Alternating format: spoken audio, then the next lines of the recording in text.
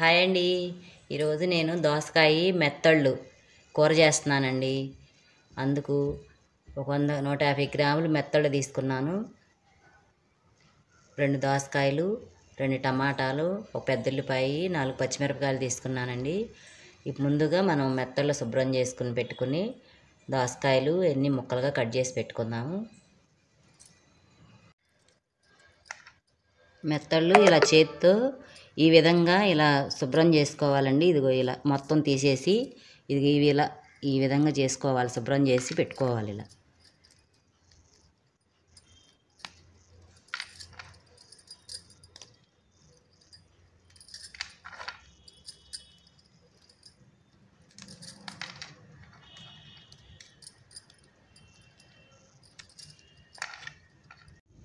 చూశారు కదండి, ఈ విధంగా శుభ్రం చేసుకోవాలి. ఇప్పుడు శుభ్రం చేసేసాను ఇవన్నీ. దీంట్లో ఇదంతా వేస్ట్ వచ్చేసింది. ఇప్పుడు మనం ఈ గిన్నెలోకి తీసుకుని వీటిని శుభ్రంగా కడుక్కోవాలి. ఇప్పుడు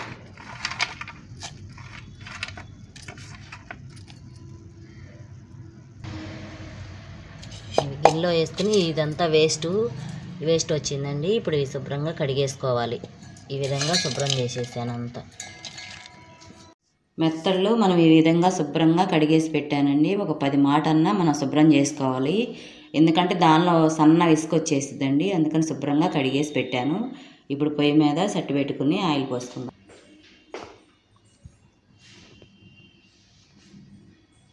కూర సరిపడా ఆయిల్ పోసుకుందాం. ఇప్పుడు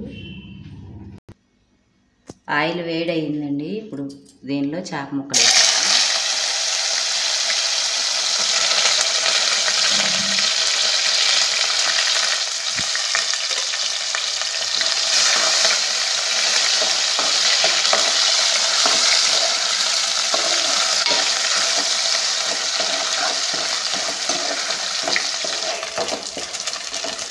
చేప ముక్కలు ఈ విధంగా కలర్ వచ్చిన దాకా వేయించుకోవాలండి. అప్పుడు మనం కూరలో కరగకుండా చాలా బాగుంటాయి. మనకి ఎలా వేసినా అలాగే ఉంటాయి. ఆయిల్ వేడైన తర్వాత వేయాలండి చేపలు ఎప్పుడైనా. తర్వాత మనం ఉల్లిపాయలు, పచ్చిమిరపకాయలు కట్ చేసి పెట్టుకున్నాం కదా, అవి వేసేస్తున్నాం.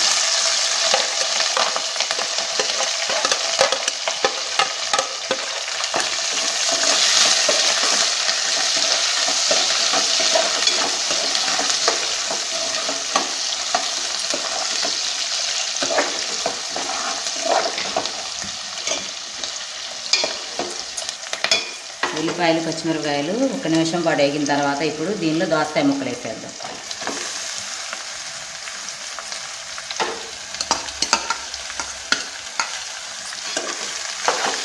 ఒకసారి అంతా కలిపేసుకుని మొత్తం ఇలాగా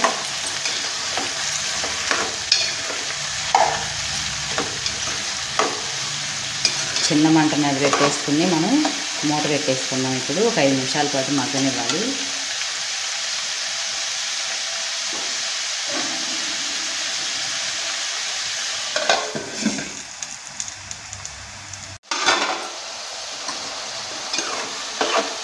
ఒక 5 నిమిషాలు మగ్గిన తర్వాత ఇప్పుడు మనం దీనిలో కట్ చేసి పెట్టుకున్న 2 టమాటాలు, ఎక్కువ వేయకుండా 2 టమాటాలు చిన్న చిన్నవి సన్నగా కట్ చేసి పెట్టాను.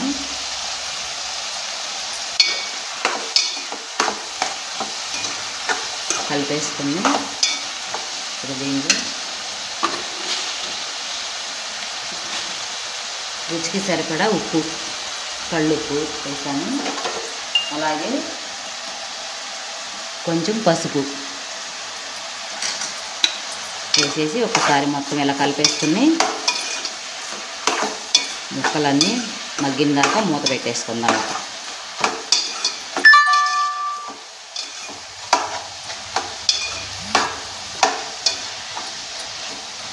చేపలు ఎప్పుడైనా సరే మనం మంట పెట్టేసుకుని ఆయిల్ బాగా వేడైన తర్వాత వేసితే మనం కూర అంతా అయిపోయిన తర్వాత కూడా ఇలాగే ఉంటాయండి ముక్కలు. అసలు ముక్క అనేది చిదురవ్వదు. చిన్న చిన్న చేపలైనా మెత్తళ్ళు కదా, చాలా బాగుంటుంది. ఇప్పుడు మనం ఈ ముక్కలు మగ్గిన దాకా మూత పెట్టేసుకుందాం. ముక్కలు ఈ విధంగా మగ్గిన తర్వాత ఇప్పుడు దీనిలో మనం ఈ విధంగా మగ్గిపోయింది. ఇప్పుడు దోసకాయ ముక్కలు అవి ఇప్పుడు కారం వేసేద్దాము. తగినంత కారం వేసేసుకుని మనం చూసుకుని మంట వేసుకుని సరిపోయిద్దండి. నేను 2 స్పూన్లు వరకు వేసేసాను కారం. ఇప్పుడు దీనిలో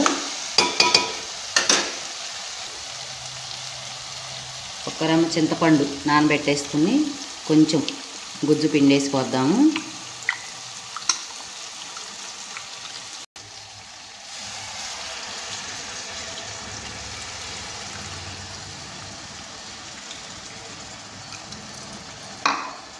ఒకసారి మొత్తం కలిపేసుకుని, ఎక్కువ వద్దండి, చింతపండు గుజ్జు కూడా కొంచెం ఒక్క రెమ్మ వేసేసుకుంటే సరిపోతుంది. ఈ విధంగా చిన్న మంట మీద మగ్గనివ్వాలి.